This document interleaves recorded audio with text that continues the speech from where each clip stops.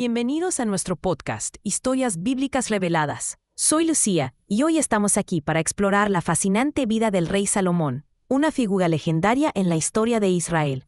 Y yo soy Mateo. Estamos emocionados de sumergirnos en esta historia de sabiduría, riqueza y, sorprendentemente, de caída. Lucía, ¿por qué no empezamos con los orígenes de Salomón? Excelente idea, Mateo.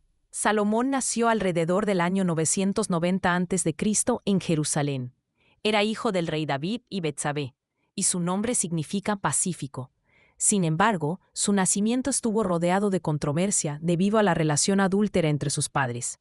Es cierto, Lucía. Es interesante cómo incluso los grandes líderes bíblicos tienen historias complejas. Salomón creció bajo la tutela del profeta Natán, quien vio en él un gran potencial. ¿Podrías contarnos cómo llegó Salomón al trono? Por supuesto, aunque Salomón no era el hijo mayor de David, Natán influyó en el rey para que lo eligiera como su sucesor. Cuando David estaba en su lecho de muerte, nombró a Salomón como el próximo rey de Israel. Sin embargo, el ascenso al trono de Salomón no fue sin desafíos. Cierto, Lucía. Salomón tuvo que asegurar su posición eliminando a posibles rivales, incluyendo a su hermano mayor Adonías. Esto muestra el lado más duro de la política en la antigüedad. Pero hablemos de lo que realmente hizo famoso a Salomón, su sabiduría. ¿Cómo obtuvo esta sabiduría legendaria? Esa es una parte fascinante de la historia, Mateo. Según la tradición bíblica, Dios se le apareció a Salomón en un sueño y le ofreció concederle lo que pidiera. En lugar de riquezas o poder, Salomón pidió sabiduría para gobernar al pueblo de Israel. Dios, complacido con esta elección, le concedió no solo sabiduría sin igual, sino también riquezas y honor. Es un momento realmente inspirador en la historia de Salomón. Su elección demuestra una comprensión profunda de las responsabilidades del liderazgo. ¿Podrías compartir algún ejemplo de cómo Salomón aplicó esta sabiduría? Claro, uno de los ejemplos más famosos es el juicio de Salomón. Dos mujeres reclamaban ser la madre del mismo bebé. Salomón, en su sabiduría, propuso dividir al niño en dos. La verdadera madre, horrorizada, prefirió renunciar a su hijo para salvarlo, revelando así su identidad. Este juicio demostró la agudeza y el discernimiento de Salomón. Ese es un ejemplo brillante de sabiduría práctica. Ahora, Salomón no solo era conocido por su sabiduría, sino también por sus grandes proyectos de construcción. ¿Podrías hablarnos sobre el Templo de Jerusalén? Por supuesto, Mateo. La construcción del Templo de Jerusalén fue uno de los logros más significativos de Salomón. Utilizando materiales de la más alta calidad como cedro del Líbano y oro puro, Salomón creó una estructura magnífica que se convirtió en el centro del culto israelita. La construcción duró 7 años y requirió una gran habilidad y recursos. Es impresionante pensar en la escala de ese proyecto, especialmente para esa época. Salomón también construyó un palacio impresionante para sí mismo, ¿no es así? Así es, Mateo. El Palacio de Salomón era una maravilla arquitectónica que tomó 13 años en construirse. Era un complejo enorme que incluía la Casa del Bosque del Líbano, famosa por sus columnas de cedro. Estos proyectos no solo demostraban la riqueza y el poder de Salomón, sino que también establecieron a Jerusalén como una ciudad de gran importancia en la región. Estos proyectos debieron requerir una gran cantidad de recursos y mano de obra. ¿Cómo logró Salomón financiar y organizar todo esto? Buena pregunta, Mateo. Salomón era conocido no solo por su sabiduría, sino también por su habilidad como administrador y comerciante. Estableció relaciones comerciales con muchos reinos vecinos, incluyendo un acuerdo importante con Hiram, rey de Tiro, para obtener materiales de construcción. Además, Salomón controlaba importantes rutas comerciales y recibía tributos de reinos vasallos, lo que contribuyó enormemente a su riqueza. Interesante. Parece que Salomón realmente aprovechó al máximo su posición geográfica y sus alianzas. Hablando de alianzas, ¿no es cierto que Salomón también era conocido por sus numerosos matrimonios políticos? Efectivamente, Mateo. Este es un aspecto controvertido del reinado de Salomón.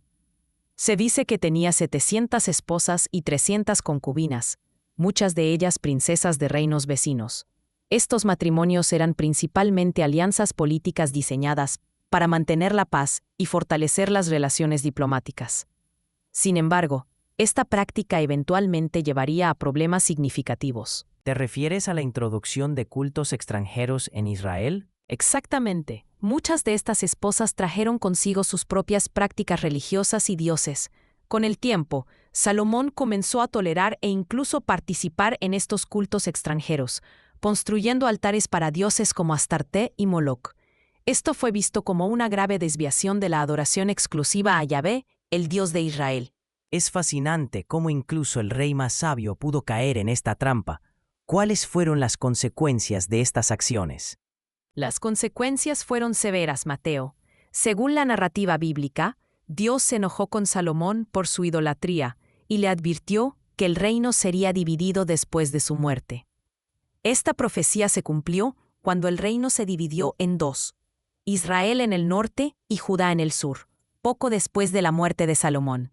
Es una caída dramática para alguien que comenzó con tanta promesa. ¿Crees que hay alguna evidencia de que Salomón se arrepintió al final de su vida? Es una pregunta interesante, Mateo. Algunos estudiosos ven el libro de Eclesiastés, tradicionalmente atribuido a Salomón, como una reflexión de su arrepentimiento tardío. En este libro, el autor reflexiona sobre la vanidad de la vida y concluye que temer a Dios y guardar sus mandamientos es lo más importante. Sin embargo, la interpretación de este libro y su autoría son temas de debate académico. Fascinante. Salomón ciertamente dejó un legado complejo. Por un lado, tenemos su sabiduría proverbial y sus logros arquitectónicos, y por otro, las consecuencias de su desviación de la fe. ¿Qué podemos aprender de su historia? Creo que hay varias lecciones importantes, Mateo.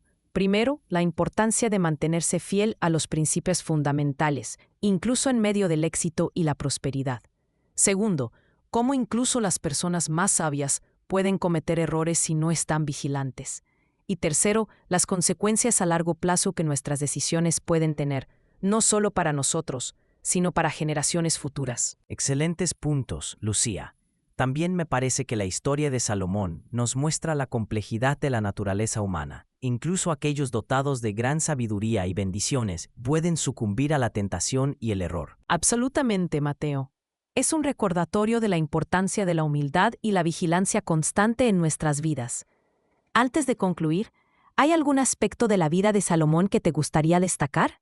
Sí, me gustaría mencionar su legado literario. Además de Eclesiastés, a Salomón se le atribuyen tradicionalmente el libro de Proverbios y el Cantar de los Cantares. Estos textos han tenido una influencia duradera en la literatura y la filosofía, no solo en el contexto religioso, sino también en la cultura general. Excelente punto, Mateo.